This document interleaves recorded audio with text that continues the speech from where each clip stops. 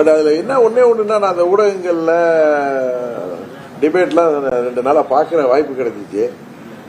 அண்ணாமலை அவர் ஒன்றும் மாநில தலைவர் கிடையாது, அவர் என்ன அத்தாரிட்டியோட போய் பாக்குறாரு அப்படின்லாம் சில பேர் ஊடகத்தில் சில பேர் சொன்னாங்க. அது அவங்க கருத்து. பட் அண்ணாமலை அவர்கள் மாநில தலைவராக இருந்தப்பதான்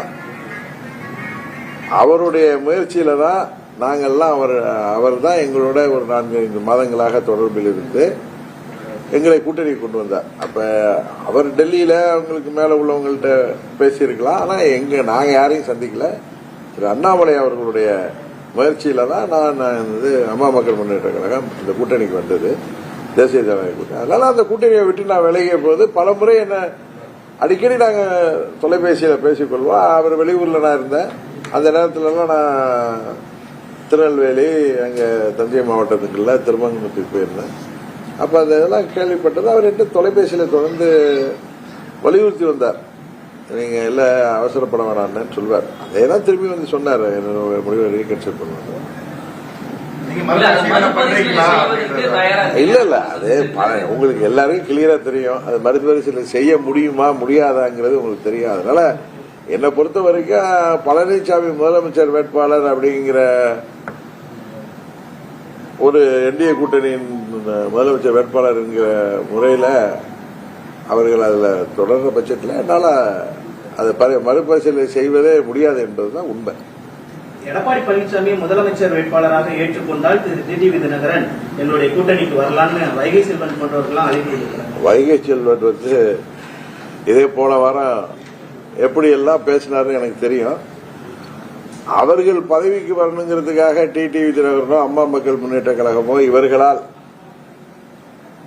துரோகத்திற்கு உள்ளாக்கப்பட்ட நாங்கள் பழனிசாமியை முதல்வராக்க வேண்டும் என்பதற்காக அந்த கூட்டணியை ஏற்றுக்கொள்ள வேண்டும் என்று அவர்கள் சொல்வது அது நியாயமாக தெரியவில்லை. இன்னும் இந்த நேரத்தில் சொல்லிக் கொள்கிறேன், சில பேர் இந்த ஊடகங்கள்ல டிபேட்ல யூடியூப்ல டிபேட்ல எல்லாம் பேசுறப்ப 21 தேர்தல் அப்பயே டிடிவி தினகரன் கூட்டணிக்கு வர தயாராக இருந்தாரு, அவர் அப்பொழுதும் பழனிசாமி தானே முதலமைச்சர் வேட்பாளர் அப்படின்லாம் பேசினாங்க. இது ஏற்கனவே நான் ஒரு முறை பதில் சொன்னேன். அவர்களுக்காக அவர்கள் புரிந்துகிட்டு அப்படி பேசுறாங்களா இல்ல புரியலையான்னு தெரியல. அந்த ஊடகங்கள் எங்கள் கட்சியை சேர்ந்த எங்கள் கொள்கை பரப்பு செயலாளரோ சென்னையில் இருக்கிற எங்க துணை பொதுச் செயலர் கூப்பிட்டா அந்த எங்களை பத்தி ஒருத்தவங்க டிபேட் நடத்துறப்ப எங்க கட்சியில உள்ளவங்களை கூப்பிடணும். ஏதோ 1-2 கூப்பிடுறீங்க, அவரை விட்டுட்டு யாரையோ விட்டு பேச சொல்லிட்டு நீங்க அப்படியே அமைதியாக இருப்பது அது ஊடக தர்மத்துக்கோ அந்த நெறியாளருக்கு நல்லா இருக்குதான்னு தெரியல. அந்த கேள்விக்கு நான் பதில் சொல்றேன். 21 தேர்தல் அப்ப எனக்கு தெரியும் பழனிசாமி, எங்களுக்கு துரோகம் செய்த பழனிசாமி எப்படி என்னை சந்திக்க தைரியம் வரும். அவருக்கு தயக்கம் இருக்கும்.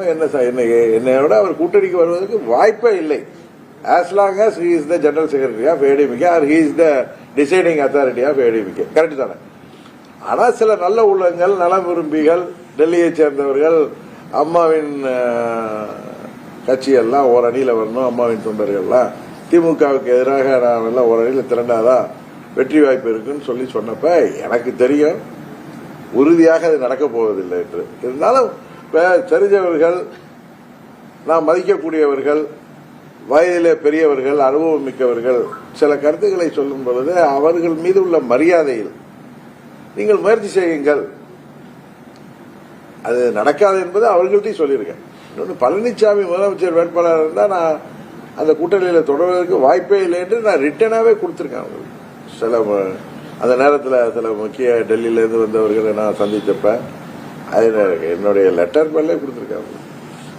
அதனால அவர்களுக்கு சொல்லிக் கொடுக்கிறேன். அன்றைக்கு அவர் ஏற்றுக்கொள்ளதிருந்தால் அன்றைக்கு நான் ஏற்றுக்கொள்ளவில்லை.